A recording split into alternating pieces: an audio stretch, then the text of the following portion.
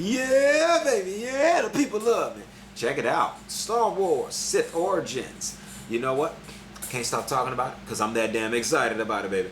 I bet you when the woman who wrote Harry Potter first wrote that shit, I bet she was like, this good as a motherfucker. Now I can't wait to see this in the movie. God damn, this is gonna be off the fucking chain. That's how I feel about this Star Wars movie, man. That's why I can't stop talking about it. And I won't stop. I can't stop. I don't even know how to stop. So, we're in the origins of the Sith. We're going to also be breaking down the origins of the light side, so to speak. In the same story, you can't explain the Sith without the light side. You know, so how do you get to using the Force, period? Well, Jackie Chan's peaceful society, they're Kung Fu masters. And through the art of Kung Fu and living in peace for so many generations, on top of generations, they evolved. It was a natural process of human evolution because of living in a peaceful society. They came to understand midichlorians. They came to evolve midichlorians in their blood.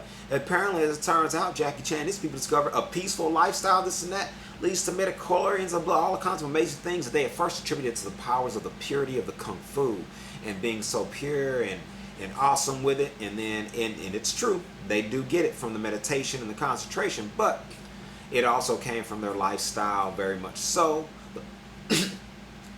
The lack of worry about survival. So it fuels them. Whereas Wesley Snipes is like, dude, it was for me, survival and stuff fueled my hunger for more power, and it made me more powerful. And Jack Chan was like, wow, well, I gained power from not desiring power, but instead just desiring, you know, to be better, a better me, a stronger me. And that made me stronger. And Wesley was like, well, I think my emotions and my hunger, my drive, that makes me cooler, therefore stronger than you. They make a little wager, or he talks Jackie Chan into a sparring match. Jackie Chan doesn't gamble. He's like, well, I know gamble, but he's like, you know what? We'll go ahead, we'll spar. Totally, yeah, we do that. We love it we love it. We spar all the time.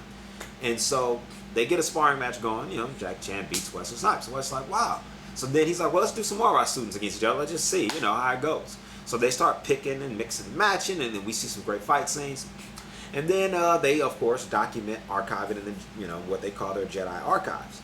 And then they also show him the old records of how Jackie Chan's a younger guy. He's doing Kung Fu. Then he first discovers he can force, you know, push. Then he discovers he can do all kinds of other things. Levitation. He's floating. He can dang near fly through the air by using the push off the ground and get extra height and go real high at far distances. Then they show his students and little kids training with him on some old tapes, and they all come tapping into their discovery of the powers too. So they disagree because Wesley Snipes is like, well, dude, I came into my powers just fine. Struggling, hustling, being hungry, constantly wanting more. Therefore, I always pushed hard and got more. Jackie Chan is like, but dude, that's not at all what I did, and I'm very powerful. I mean, I beat you in a sparring match, so clearly my method is the best. And Wesley Snipes is like, well, you know what? For now, we won't argue over who's the best. You got the better of me this time, but you know, in a real fight to the death, I think I'd win. You know, I was just taking easy on you. So then they laughed it off and da-da-da. Then they kind of give each other a look like, you know, like, yo, like, you know, is that a challenge? You know what I'm saying? Or what you trying to say? Nigga, you know, you getting that, mama. So then, you know, and Wesley just kind of smirks and laughs, you know, punches him from friendly like an arm, then walks on, you know, all cool and shit. Now, the Sith is going to be popular because it's not only aggressive, you know, keep in mind that galaxy and stuff already is a bigger galaxy on the Sith end. They just, because they're so aggressively conquering so much more. But that aggressive conquering, for the people that's doing the taking, oh, they love it. And all the takers in the world sign up immediately. Now, the people who want to live peaceful, they immediately start migrating when they hear about this peaceful society. You know, large chunks of ships start doing, you know, straight up migrations, large migrations, exoduses to, you know, all the way over to this friendly galaxy. Jackie Chan welcomes them with open arms. They set up a, you know, planet area, farms for them to work and live and all that. Of course, eventually, you know, immigration, like with modern day America, becomes an issue, and they start, you know, some citizens start complaining like, hey, we have a perfect system that can feed everyone here as is. You know, extra people means, you know, less resource. So we got to figure out what we're going to do. Now that forces Jackie Chan to look into expanding his galaxy and needing more planets, because so many people are leaving Wesley Snipes' planet going to his. Meanwhile, there are a few, not many, but some, who leave Jackie Chan's galaxy and they go to Wesley Snipes' galaxy. Then Wesley and Jackie, they get real cool because they exploring all the space together. Him and the team of people they each run with. Tony Jaa, Michael Jai White, Kevin Hart, Zoe Saldana, me, Jet Li, you know, Donnie Yen, you know, Ronda Rousey, Zach Ward, you know, several other people, right? We all rolling together, we check it out, and because now that we know, well, you here and you were over there, we didn't know about each other for forever. Let's see what else we find. So Wesley Snipes, as we see planets, him and his crew are immediately just calling dibs on everything, and when Jackie Chan doesn't care, they don't do the expansion at that point. Until the immigration becomes an issue, then, all right, we need another planet. And Wesley Snipes is like, well, you say my method, man, it works. Just take the damn thing. And, you know, that leads to the next scene. Jackie Chan's like, well, no, we don't just take, man, no. Because then the people, if you start by taking, you lead by example. They'll take from you because you're taking from them first. Wesley Snipes is like, whatever, nigga. You know, he's just like, hey, you know, whatever, da-da-da-da. And then, of course, from comedy there, you know, Jackie Chan's like, what means nigga? Whatever, nigga. You know, something silly like that. You know how they do in Rush Hour. They give them some silly one-liners and stuff like that. It makes us laugh. Boom. And, but in this movie, you know, we'll be basically explaining some kind of real-life issues. Politically, immigration, economics, and otherwise. We're going to throw in a movie, and this is how you get your Sith origins. Also, real-life kung fu artists, masters, they really do tap into abilities that normal people who never done kung fu before look at and you think it's supernatural. When I watched, what made me fall in love with kung fu as a kid was, you know, in the movies, the ones that didn't involve them literally flying, where they just moving fast, you got your Bruce Lee and everything, you know. People, amazing fighters like Bruce Lee and stuff, you know, as a little kid, you know, they move so fast, it looks like they flying when they just jump through the air and got their leg out in perfect form, kicking somebody in the face and wow, pow. You know, it's like, dang, yo, how's he flying like that? How does he move so fast? So, this part of the galaxy with their Jedi, they do exactly that, man. They doing it so long, why? They just tap into a supernatural, truly supernatural abilities. And they spread that knowledge and that wealth of information, and they're very prosperous, very happy society because of it. So, they need to expand now. Wesley Snipes is already doing it. And it's actually pouring over. He got immigration issues too. The more galaxies he discovers, they kill people when they first get on the planet, but there's still a lot of citizens left. Naturally talented people on every planet that can use a force. So Wesley Snipes is building him a fucking army that's beyond big. Because every time he sees people, he just immediately snatches them up. You're in this school, we're going to teach you how to do this, you know.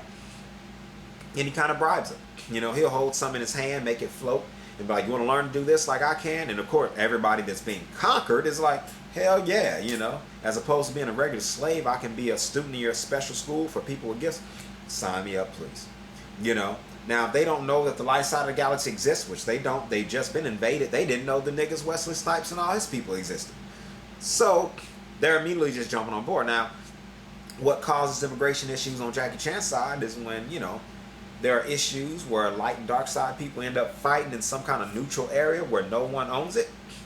So therefore the battles go unnoticed, unrecognized as official war efforts, or as official, like, this is declaring war between two galaxies. So these battles happen dozens of times before it officially becomes an issue officially between Jackie Chan, Wesley Snipes, and then all the other key characters, you know what I'm saying? Eventually Jet Li gets in on it too, because he's like, you know what, I need some materials now, you know, from my little galaxy he's making his own galaxy, keep in mind, entirely of, you know, metallic and metal shavings. Matter of fact, great cool power for this guy, Jet Li.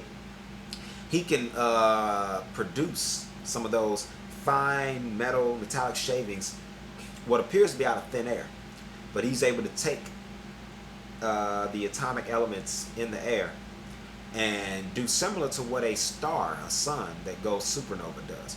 You know, and the explosion creates heavier elements. So he's doing that, making little tiny explosions and little stuff in the damn air. Now, what's a cool thing is he and Jackie Chan discovered they got a cool power. If they work together, they become an unstoppable force in terms of they can do anything. They actually move the fucking sun together a couple inches to the goddamn left at one point. Him and Jackie Chan, they were just curious to know if they could test their power, see how far they could go. Jet Li is so powerful, Jackie Chan is so powerful, they spar, it's a tie. Wesley Snipes lost, Jet Li, Jack, they tie in the sparring. They All right. And they decide, well, let's see who's stronger force power wise. Jet Li, they got such different powers that it's hard. Jackie Chan is pushing walls down and buildings without destroying anything important. Jet Li is throwing lightning everywhere. He can, do, levitation. He can do all kind of cool stuff. So they say, all right, let's see who can move the moon. Jet Li moves the moon first. Jackie Chan moves it back. And they and then they slap and give him props. Then they say, who can move the sun? Then somebody jokingly says, and they both look at each other like, challenge accepted. So then one tries, the other tries, and then while they doing it, while the one tried, they try at the same time and they do it. And they move the sun. They go, oh. And then Jackie Chan goes, oh, you got to put it back, you're going to mess up my galaxy or whatever. Jet Li tries by himself. He's like, don't worry, I got it. I'm the one moving the first time anyways. He's straining, just sweating. He gets frustrated. Then Jackie Chan laughs him a little bit like, it was you that moved it, huh? He nudges him. And Jet Li, gone somewhere, So Jackie tries. And then and Jet Li gives him shit. So he's like, maybe we did it together. And Jackie Chan goes, exactly. So they move it on back together. Then, everybody starts discovering if you combine powers, this and that. Two are better than one. And that leads to a lot more cool force power discoveries in the movie. This movie and the later movies is going to follow. Keep in mind, this story arc, just to get through all this basic information, you could potentially make 3 movies out of that alone. Not to mention the other 10 that's going to come from all the ensuing war battles and all this. Basically what all the fans wanted from when the Empire Wars, the damn Stormtrooper Wars, the Clone Wars, damn it. I could not get that shit out to save my damn life. Anyways, the people still love me, goddamn. The people still love me. Yeah, baby, yeah. Okay, all right. Thanks for watching. Peace, nigga.